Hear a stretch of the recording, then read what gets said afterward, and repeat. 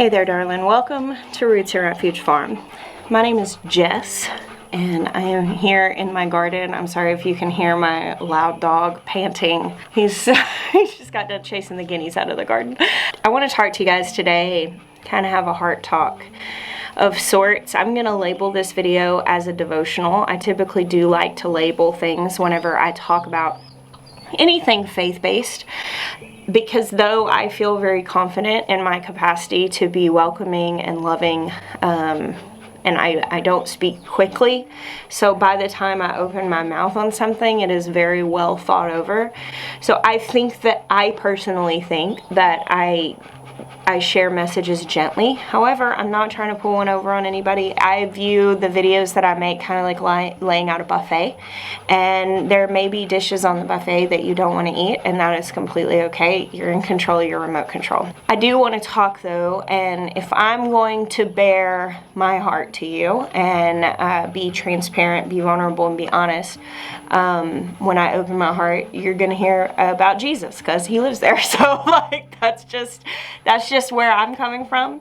I don't need you to think like me for me to value you, but I do need space to be authentic, and I'll make space for that for other people too. So I couldn't sleep last night, and I ended up opening my computer and writing out a pretty extensive blog post. It's called The Solution for Crisis, and I will put a link to that down below. I'm kind of going to touch on some of the things that I talked about last night because I've had this whole day to think more extensively about this topic. I don't make a lot of political stances. I don't even really make a lot of like religious stances or anything like that. Like I say, hey, here's what's going on in me.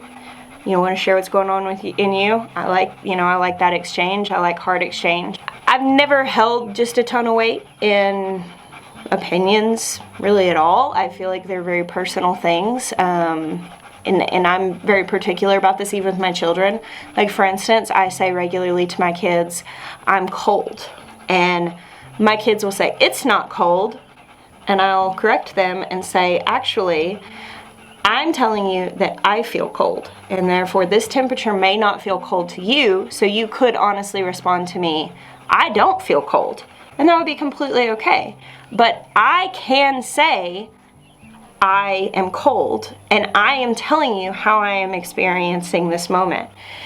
I think that maybe we have lost a little bit of the art of just honoring people's opinions, and then also having some curiosity about them, and also not feeling like they threaten our experience or our own opinion or choice, you know.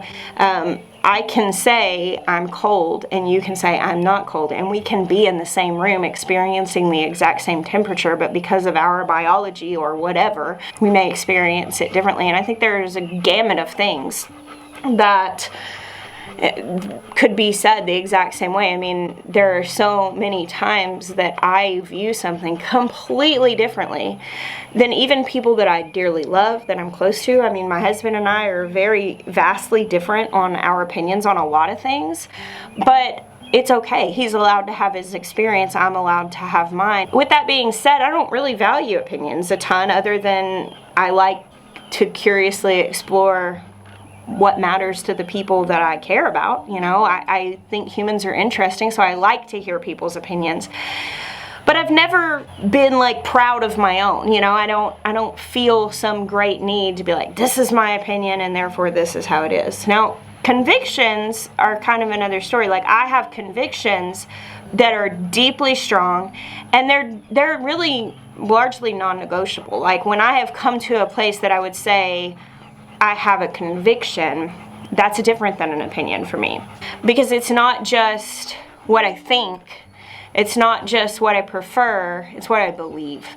And it's really important to me to know what I believe. And in fact, I don't find what I believe by thinking about what I think. I actually assess what I do, what I choose. I assess what's important to me.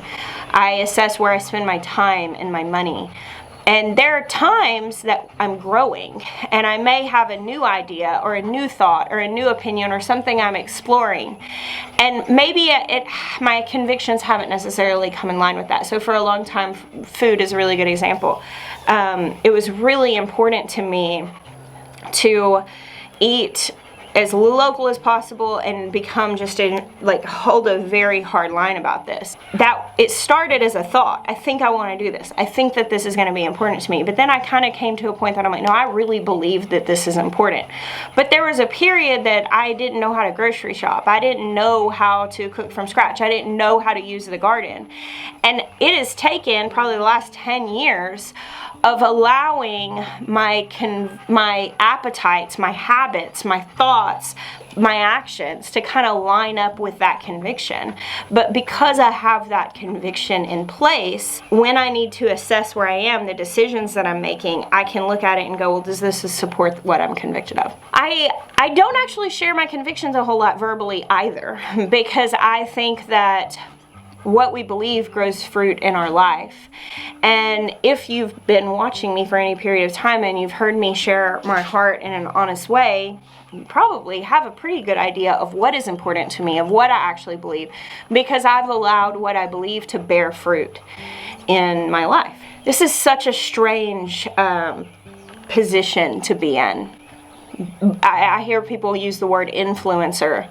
And of course, whenever you hear that word, you think of some, girl that is super trendy, selling, trendy things. I don't know. I don't follow a lot of influencers, so maybe that's my own stereotype that I have.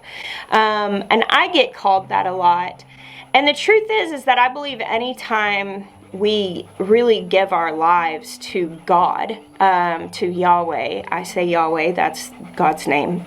I believe that we ultimately end up seeking the kingdom of God. When Jesus came and did his public ministry, when you read the Gospels, he talked about the kingdom more than anything else. I mean, he was very much about the kingdom, and he actually taught us to pray, your kingdom come, your will be done in earth as it is in heaven.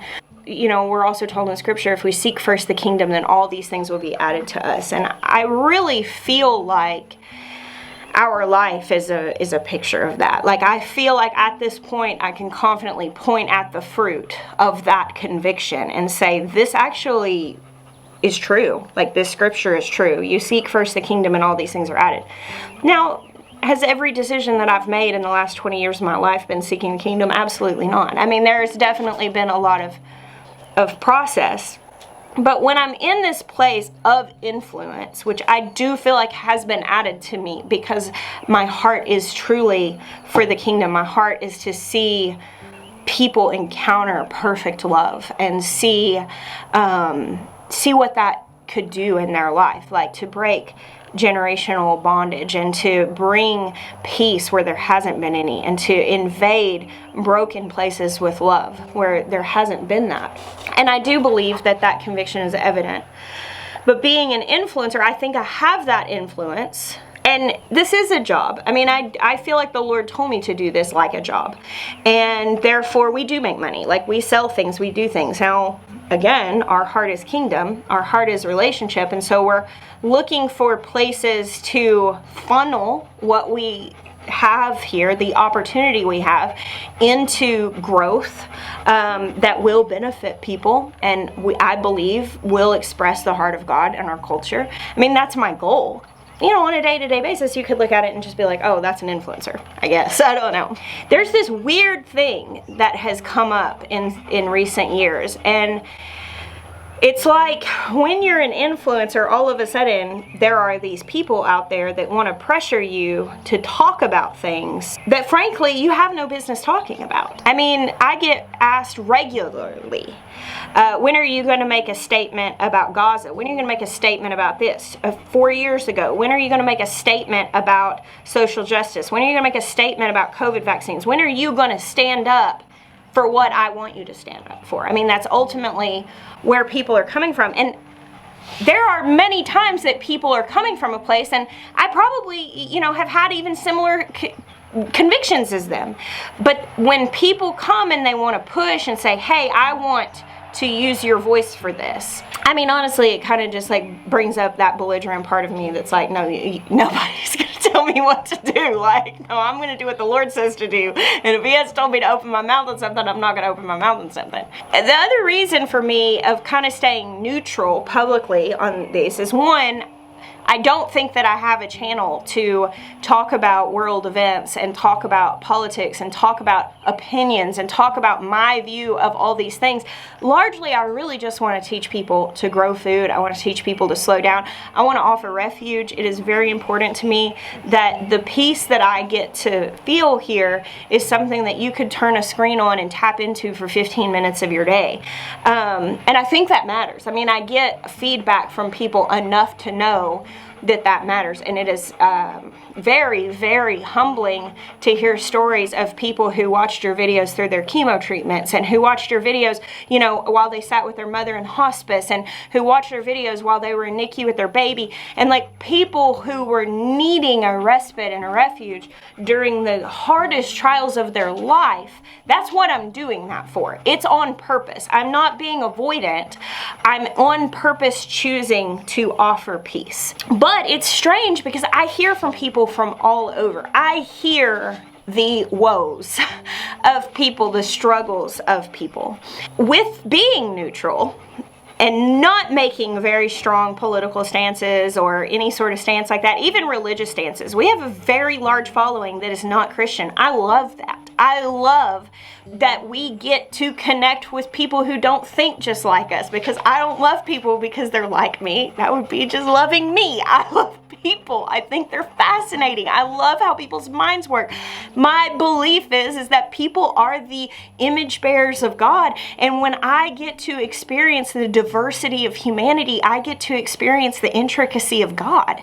And so I don't want to cut off whole people groups. Like, I want to know, why do you think like you think? What's happened in your life? What is your bottom line? What is your belief? What are your convictions? I want to know those things. With the fact that I haven't made strong stances, though, I have not hemmed myself into an algorithm created echo chamber. So if you don't know this about media, for the most part, you are designing your online experience. Your cell phone, your smartphone, snaps a photo, and it's not, you can't go look in your photo roll, but it captures your facial expression like ever so many seconds, like when you're scrolling media. What you pause on when you're scrolling, what you click on, what you look at, whose other phones you're around. You can go in the back office of Facebook. One particular example that I like to give is that one time I started getting all these ads, and at first I was like, oh, that's crazy. That hat looks like something my friend Daniel would like. And then, you know, a little bit later, another ad. That's weird. That's a sweater that Daniel would really like that. And scroll down a little bit later, and then there's like guitar stuff. And I'm like, what is going on? Well, that was when I found out you could go in the back office of Facebook and or the back, settings or whatever, and you can actually see the information that's been collected on you. And Daniel was listed on Facebook as one of my closest friends because I spent time talking to him, texting him, being around him, and his birthday was coming up. And so these algorithms are collecting all of this information and catering the advertising as well as what I'm shown based on what I'll engage with. Because what media is, I mean, even right now you're watching a YouTube video. There will be ads on this video. It's how I make money. YouTube charges the advertiser for the ads, and they split it with me. I get 60%, they get 40%. And that's how I make money. Your attention span is being monetized. Now, in some cases, you have people who are trying to make something worthwhile that's worth your attention, that's not mindless or stupid, but there's a lot of media that's being created simply to keep you staring at a screen so that you can continue to be advertised to and so information can be collected on you. This isn't like conspiracy. This is all very provable stuff. This is what's happening. This is the world we live in. And because of this, you actually are kind of creating a viewpoint of the world that is very, very catered to you. And so you'll hear the word echo chamber. And what that means is that whenever you are completely surrounded all the time by worldviews and viewpoints that are just like yours, it's actually really kind of dangerous. It is at times more comfortable because other people's points of view are very uncomfortable for us. But and when we're around people who fully agree with us, there's less chance of conflict. You know, we feel like we're with our tribe. We feel like we're with our people. We feel like we're with our flock. And we feel safe because humans, biologically, I mean, we're animals, and there is a herd animal mentality to us. I am very much a Christian. That's my faith. I encountered God for the first time when I was like 8 years old, and I've literally, though I've definitely, it's been a process, and there have been times of choices lining up with convictions. I mean, I've definitely known God since I was a child. With that even being said, though, I think that we can't divorce ourselves from our animal nature, and if we would look at certain things through the lens of our biology and our animal nature, instead of just looking at things spiritually, we would actually be way more equipped to overcome some of the things that ensnare us. So for instance, like if you recognize the fact that you're engaging with a world through a screen that is catered to you, that you are being observed, that you have information being collected to you, and the whole point is to monetize your attention, and you recognize that it's giving you a dopamine hit, and that it is actually an addictive thing in your brain chemistry, in the animal of your body, it is an addictive thing.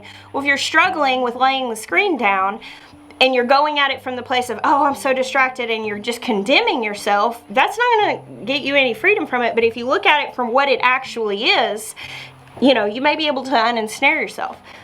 That was a little rabbit trail, but I don't have an echo chamber. My social media is not an echo chamber. I have such a fascinating smattering of people because of what I interact with, because of what I look at, because of what I search, and because I don't share a lot of stuff. And largely it's because I'm really busy gardening and taking care of kids and making videos, and whenever I do consume media, it's the most random stuff in the world. It's like art and goofy dad jokes and, you know, cool, quirky stuff. I mean, I don't know. Like my For You page or whatever it is it's very random. But it's not political. It's not strongly based on opinions. And I have this beautiful window into both sides of every argument that has arisen in our culture since I have been doing social media. It's when I started doing YouTube that I kind of just stopped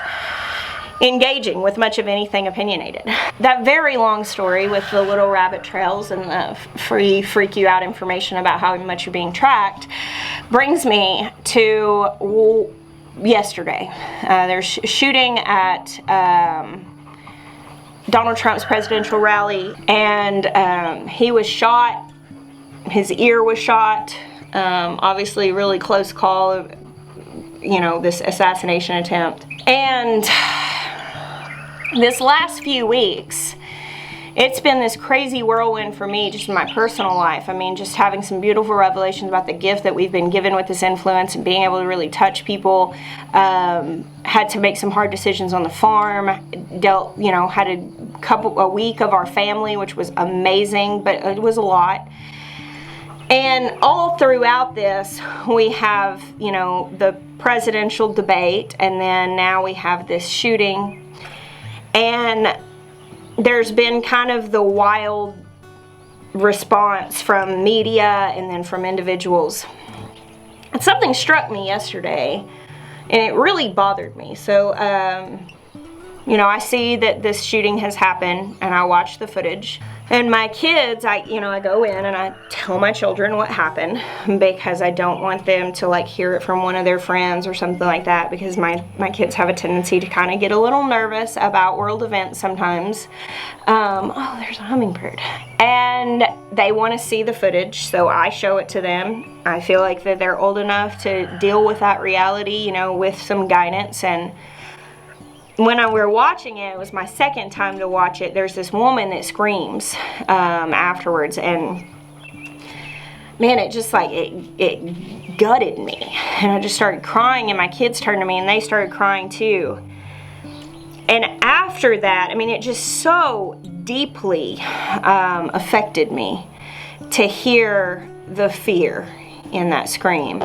And then, of course, to watch this thing unfold and think about just how sad and how chaotic our country is right now. And then I got on social media, my non-echo chamber window into the world, and I see people posting all these memes and these jokes, and a lot of really hateful stuff being posted. I mean, the kind of stuff that I'm like, dang, like, I can't believe that socially it's cool to like wish people dead, whoever they are. I mean, I'm not saying like whoever they are. And I ended up opening up my oh, little bee, please don't, I don't want to snuggle, thank you. I ended up opening up a Word document and writing out what I wrote, and I mean, a lot of it's what I'm talking about. And I really feel like I have some things that I would like to say. If I've got this opportunity to land in living rooms all over the world and on phones and to keep you company while you wait in line at the store, I have some things that I would like to say. I think the beautiful thing about growing the fruit of your convictions is that when you allow people to feast on that fruit, and you leave your garden gate open, and you allow the fruit of the Spirit to be cultivated in your life, it's not easy to do always. You know, there's a lot of yielding required. There's a lot of honesty required. You can't have your defenses up. You can't have your walls up and have fruit cultivated in the garden of your heart. The beautiful thing is that when people have tasted and they've seen that your heart is good, then when you share it honestly and openly, they're just a lot more inclined to hear what you actually mean. From my seat as an influencer for the last several years, as we've gone from the late 2010s through COVID, through the years that have passed since, and now into another election year, I am afraid the thing that is the most under attack, if you will, with all the current systems of our world is our humanity. It's our ability to feel and to connect with other people. So in the beginning, God created everything, spoke it all into existence. That in itself speaks an incredibly powerful message about who we are, because we're made in His image. And I've ended videos for years saying, I bless you, and get a little challenged on it sometimes. People are like, who are you to bless me? You're not God. But if we are image bearers and He lives inside of us, and we are coming into agreement with what He says over people, actually deeply in agreement, not just God bless you, I hope He out there blesses you out there, but I want Him to live in me so thoroughly that I can say I bless you because I think like He does. Of course He blesses you, but I want to be in on that. I want to be in on that with Him, because that to me is what being loving is. Sorry, my camera overheated and shut off. All right. So in the beginning, He created everything. He then created mankind, scooped up the soil, breathed life into it, which that is a really cool thing to really look into. There's so much just in the beginning, in that first little bit. I think about sometimes our gut microbiome and how similar it is to the microbiome in the soil, which is why I have the strong convictions that I do about food. And while I have grace for the reality of the modern world, and sometimes you just do the best you can, I do think that it's really fascinating to see what a lot of modern farming practices have done to the soil, and we can probably assume it's doing a very similar thing to our bodies, since that's where we originated. But he created mankind as his image bearers and his likeness, breathed his life into us, into them. He planted a garden. There's a whole word there. He likes process. He created everything in an instant, and took 6 days to speak it all into existence, but got his hands dirty on mankind and then went and planted a garden. He said everything. He looked at it and he said, it is good. He looked at creation in the entirety of creation and said, it is good. Except for one thing, there was an exception. He looked at the fact that mankind was singular, that Adam was alone, and said, this is not good. Now, I assume, and I've done a lot of word studies on this, I've gone really deep to try to understand, what could be extrapolated from those few words that we have to go off of. I believe what was being said was it was not good for mankind to be all in one. God then separates out woman from man. And, you grow up hearing about how he took a rib out and all that stuff. If you actually look at what those root words mean, it says that he reached into the cavity of man's side. And I think that, some translation extrapolated a rib. I kind of think maybe it makes more sense that he took out a womb, but we have no way to prove that. Just seems more logical, Anyway, he creates woman. And in doing this single thing, God, after making everything, he's God. He's perfect love. And was, Father and Son and Holy Spirit in the beginning, before there was mankind to share it with. God was already in perfect relationship. And when he looked at everything, he said, yes, this is good. But for man to be contained in one, to be alone, is not good. And he separated out woman and therefore demanded relationship for the continuation of humanity. Since we started homesteading and gardening, I didn't have a clue about really any of this. I had a very romantic, childlike notion of red barn garden chickens. I never imagined the guineas would get in the garden. I never imagined the things that would go wrong. I never imagined the reality of the situation. I never imagined death being involved. It was always the beautiful stuff, the romantic stuff, the barn kittens, I have learned since starting about permaculture. I have learned to study the relationship of all things. I have learned to work with the perfect relationship that exists in creation when we're not involved, and to work with that instead of against it. I tell you guys regularly, with tomato plants, we stake them up on the trellis, we prune them, we try to optimize how they grow for our purposes, which is to be able to get usable fruit, but that's not how tomato plants grow when we don't mess with them. They grow sprawling along the ground. And so it's not surprising sometimes when we have issues, because we're literally going against the intended nature of a thing. And sometimes that's fine. Sometimes you can go against the intended nature. You can raise your tomato plants, grow them vertically and prune them, and it's for a purpose of getting fruit. But sometimes you can't. You could try, but it's just not going to work super well. And I think we see a lot of that in a lot of the agricultural practices that happen now. Just as an example that I can think of is mad cow disease. That was because cows were being fed meat products. And cows are not designed to process meat products. They're herbivores. And therefore, going against the biology of the cow created disease. It created an issue. I have learned that so thoroughly on the farm that everything is in perfect relationship, and there's a real balance about how we can get involved and how much you can disregard the perfect relationship. And you can come in and bring balance to areas that may need them, but you can unintentionally cause a lot of imbalance. And this is why stewardship is so important. It's important that we are aware of the relationship of things. And not just the relationship it's having aside from us, it's important that we're aware of our part in the relationship.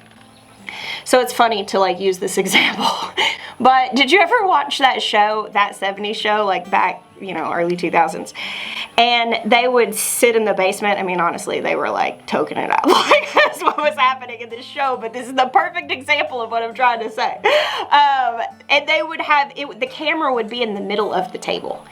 And it would go to each person, Jackie, Kelso, and, whatever. I can't remember the other people's names. But it would go to them. That is the perfect picture that I have in my head of how I'm engaging in the farm. Because if I were to sit here in my seat and I were to look at you and I were to look at the cows and I were to look at the soil and I were to look at the garden, I'm seeing from my first person narrative, and I could easily dismiss my role in the relationship. But if you slide that camera to the middle of the table and you look at yourself also, you look at what you're bringing to the table, you look at what you're taking, you look at your impact in the relationship of all things, and it changes how you do things. I think that it's becoming more imperative than ever in our culture that we slide the camera to the middle of the table. I think that we live in a world that caters a worldview to us that makes us think that everybody thinks like us, and therefore we never turn around and look at ourselves and think, what do I believe? What is an opinion and what is a conviction? Are my actions lining up with my convictions? These are important questions if you want to leave a legacy. These are important questions if you want to have significance, because influence is great. It is. I believe it's a gift from the Lord for the sake of the kingdom. I really do think that. But if all you ever do with your influence is sell stuff or make yourself more popular, then you have squandered it. But if you use your influence to leverage significance for love and for people and for kingdom, well, that's why you have it in the first place. Right now, everybody has some measure of influence. Now, take it back to the parable of the talents. I'm going to paraphrase this. I don't have my Bible out here, but you have the parable of the talents that is told where a master leaves a weight of gold. A talent is a weight, but we look at it often and we preach it as talents. Oh, these are your gifts, but it was actually referencing a weight of gold, a weight of treasure, and it is left to each person according to their ability to manage. And so one servant was left 5 talents, one was left 3, I think, and one was left 1. And the master goes away, and then he comes back, and the servant with 5 had doubled his talents. He had multiplied his talents to 10 talents. And the person with 2 or 3 had doubled their talents. And then the person with 1 believed the master was cruel and unfair. And they took their talent, went and buried it out in the lawn. And the master scolds that person, said, if you even believed that of me, you would have put it in the bank, so it would have at least accepted interest. And he scolds and sends away that servant, and then takes that talent and gives it to the person with 10. Now, there are a lot of lessons that come out of that parable that have greatly affected my life. The first one is that you are given the measure that you are given according to your ability to manage. This is the biblical backing of why I tell people to turn their waiting room into a classroom. I'm not trying to sneak it in on anybody, but I do know that biblical principles do apply.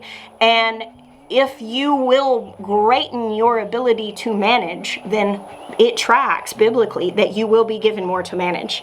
So that is why, if I have a dream, if I have a desire for something, what I'm going to do is go learn how to manage it. I'm going to go and grow my ability. The other lesson that I really take out of the parable of the talents is our mindsets deeply affect what we're going to do with what God has given us. So if you believe him to be cruel and unfair and a punisher, you may be tempted to take the measure of his kingdom, the measure that he has given you, and go bury it out in the yard. Like, you may be tempted to just hide it, suppress it. And I would question, what do you actually believe? That's what God said to him. If you actually believe that, you would put it in the bank. Like, what is going on with that mindset It doesn't make sense. It's truly just you suppressing what it is that's put in your life because you're afraid. And that's why we have to put the camera out in the middle of the table and say, what do I actually believe? What am I doing with what I have? Am I growing my ability to manage? What do I actually think of God? If you think God is an accuser, you'll be fine being one too. And this is why I think that we are at a very, very crucial point as a nation, as a people. And I mean, I say as a nation, I know people are going to watch this from all over. And I don't think that this is just a United States issue. I think that this is all over. I think the United States is currently in the middle of quite a circus show. And I think a lot of people are waking up to it and going like, what? Like, what is happening? I think a lot of people are actually dealing with their fear. I'm noticing that all these memes and stuff that get shared, they ain't hitting like they did in 2020. We were all laughing while we're trying to cope with COVID, and people are posting memes, but now it's like, this isn't funny anymore. Like, there's nothing funny here. And I want to say to you, like, hey, don't bury what you have in the yard because you believe that it doesn't matter. Don't bury what you have in the yard because you don't know your own heart and you don't know what you believe and you don't know what God actually thinks about you.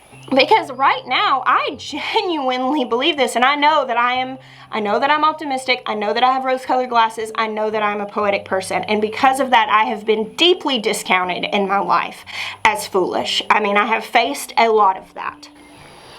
But I have also dealt with some crap. I have gone through some healing. I have faced my trauma. I have put the camera in the middle of the table. I have challenged my limiting beliefs, and I have gone hard after the kingdom. And I can confidently say that with no arrogance. I can say it simply factually as the truth.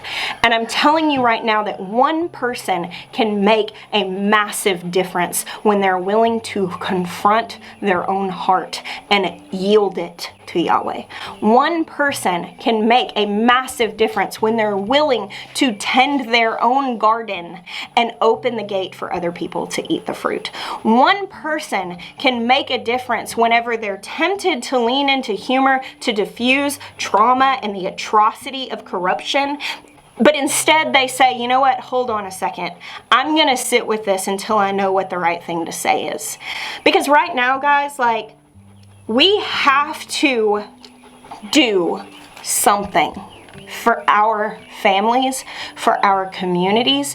And I have been feeling this sense of urgency for years. I mean, like, my whole moment of, hey, you need to prepare happened like 2014. We did it. Like, we did the thing where we got prepared. Like, you could tag us preppers, you can say all of that stuff. But what I found very quickly was that there wasn't security in all that stuff. I mean, there's some measure of like, okay, yeah, we're prepared, we know how to grow food, we've grown our ability to manage. But what I have found more than anything, the most crucial thing that we can get right now is community. It's hard. Okay, building community requires the sacrifice of yourself. When you choose to love people, it doesn't get to just be about you anymore. When you choose to get married, it doesn't get to just be about you anymore. You're making a vow that you're going to value and prefer another person even over yourself. Not instead of yourself. You get to have needs. You get to engage. There's relationship. It's mutual. There's reciprocity. But you are saying you're going to make it not about you anymore. When you have children, you're saying you're not going to make it about you anymore. Unfortunately, some people do miss that memo. Some people dive into relationships and they still want it to be all about them, and they have trouble with that. Push the camera in the middle of the table. I've been that person before. I've had to deal with my own brokenness and my own self-protection and my own defenses that would not trust anybody and would not let anybody love me because I was so afraid I was going to get the rug ripped out from underneath me and that I was once again going to be in a situation that I was not safe. I've had to deal with stuff. I am not sitting from some high and mighty place being like, you need to deal with that mess. I'm telling you, like, honey, deal with it because it's better when you do. And right now, we have to build community, okay? I do feel urgency to prepare. I do see that we are in a place that I would say our country's in a state of really crisis. I mean, I see and hear from people, and it's not an echo chamber. It's on both sides of every argument. And I hear people who are desperately struggling with the current financial state of things, who are desperately struggling with the stress that that's putting on their marriage and their parenting and their ability to create community. I genuinely believe that if we could love each other, actually, if we could engage in relationship with full awareness of our impact, if we could yield the garden of our hearts to be cultivated and bear fruit, this could make a difference. You cannot convince me that one person who does that can't make a difference, because I've done it. At this point, I've experienced the incredible power of having people weep in your arms and say, "You sharing saved my life." That matters. I do not take that for granted, but it's not just a handful of people who are influencers. It's anybody who's willing to take the talent and the measure that they've been given and multiply it, who's willing to embrace their impact in relationship and work on it, who's willing to work on their hearts and yield their hearts. You can make a difference in your community, in your family, and in the world.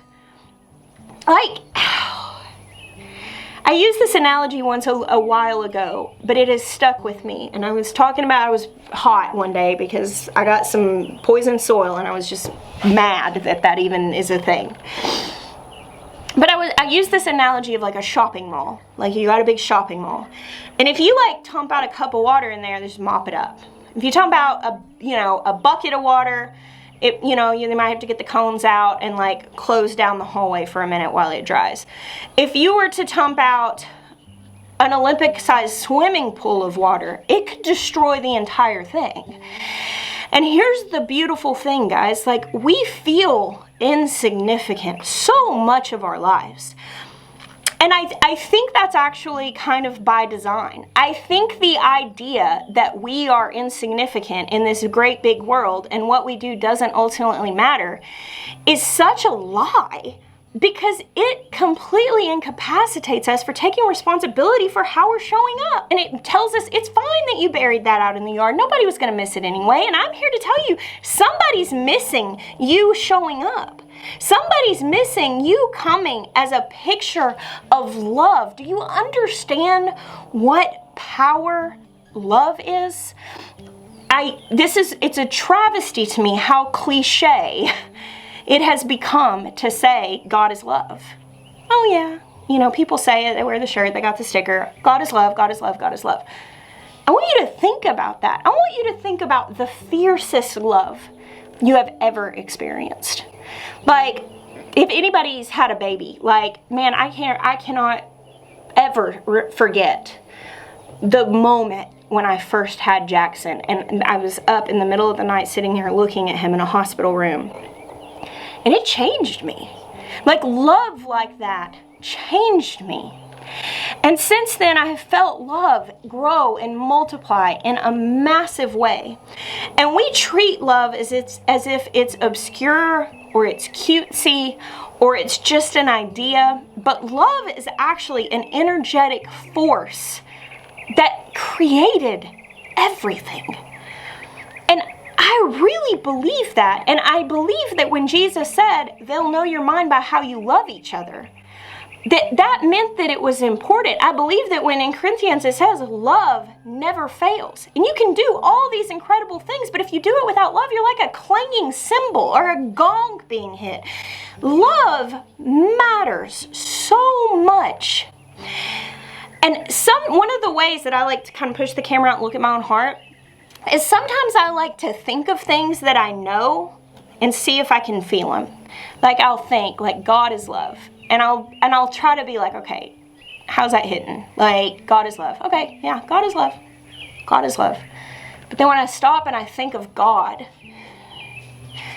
being this infinite force outside of time and outside of even my greatest and deepest understanding, and I think of the ferocity of love that creates humans and pursues them all the way into skin and desires nothing more but their face and their voice and their presence. Of this relationship that he made the world so we would know what he meant when he said that he wanted relationship with us. Relationship was not supposed to be obscure. It was supposed to be absolutely everywhere.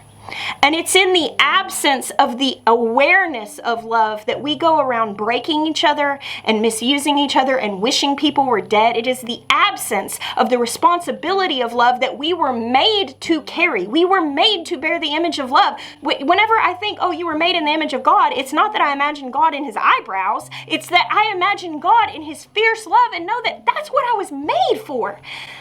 And if we were walking in that image, if we were walking with the wholeness of what it is that we were created to carry and our ability of manage, he's just going to give more to us.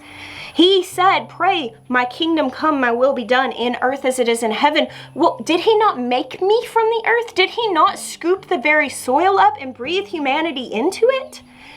In earth as it is in heaven.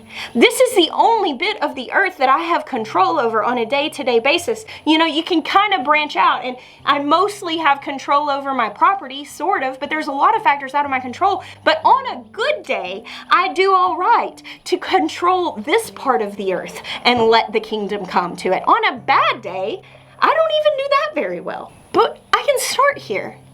I can let kingdom come. I can let love come.